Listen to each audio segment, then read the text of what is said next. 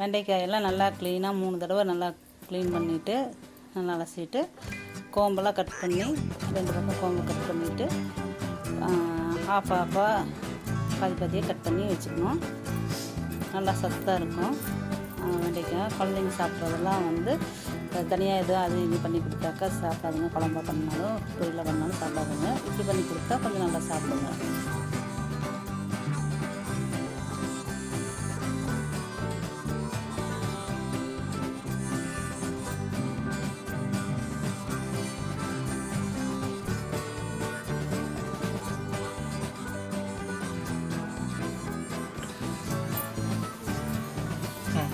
Cornflour மாவு கொஞ்சம் போட்டுக்கணும். ஒரு 3 ஸ்பூன் போட்டுக்கலாம்.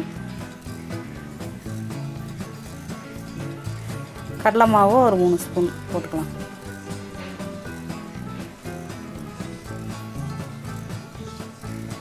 மிளகாய் பொடி ஒரு ஸ்பூன் போடலாம். சாம்பார் தூள் இருந்தாலும் போட்டுக்கலாம், ஒன்றும் பிரச்சனை இல்லை. சாம்பார் தூளாக இருந்தாலும் போட்டுக்கலாம்.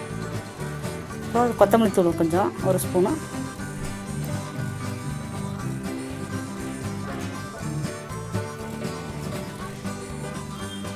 உப்பு கொஞ்சம் 1/2 டீஸ்பூன்.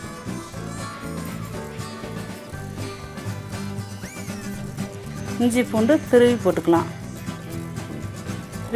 இஞ்சி பூண்டுலாம் போட்டு பண்ணினாக்கா நல்லா நோய் எதிர்ப்பு சக்தி இருக்கும். ஃபஸ்ட்டு மிக்ஸ் பண்ணிக்கோங்க. நல்லா மிக்ஸ் பண்ணிவிட்டு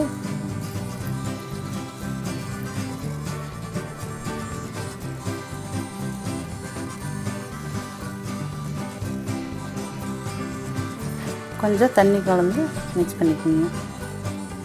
ரொம்ப தண்ணியாட்ட வேண்டாம், கொஞ்சம் குழக்கல்லாம் கொஞ்சம் ஓரளவுக்கு குழக்கல்லாம் வர மாதிரி மிக்ஸ் பண்ணிக்கோங்க. போட்டு வெண்டைக்காயை போட்டு நல்லா மிக்ஸ் பண்ணி உடனே போட்டுக்கலாம். மிக்ஸ் பண்ணிவிட்டு உடனே கூட எண்ணெயில் போட்டுக்கலாம். ரொம்ப நேரம் வெயிட் பண்ண வேண்டியதில்லை. நல்லா பிள்ளைங்களுக்கு கொடுக்குறதுக்கு நல்லா சத்தாக இருக்கும். எல்லோரும் பெரியவங்களும் சாப்பிட்லாம், நல்லா சத்தானது தான்.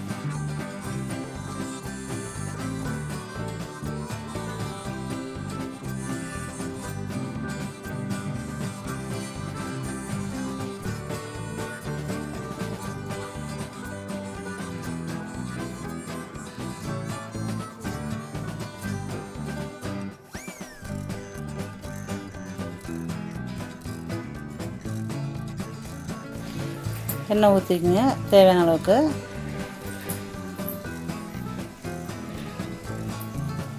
எண்ணெய் காஞ்சனது அப்புறமா எடுத்து போட்டுக்கலாம். எண்ணெய் காஞ்சனது ஒன்றா எடுத்து போட்டுக்கலாம்.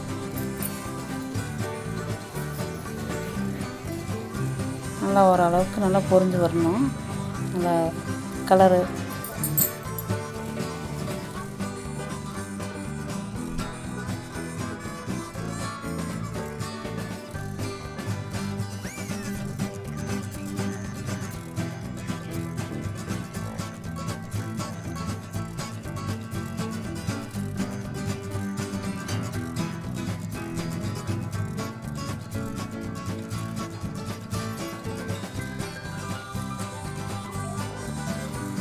வெண்டைக்காய் கவாப்பு ரெடி ஆயிடுச்சு.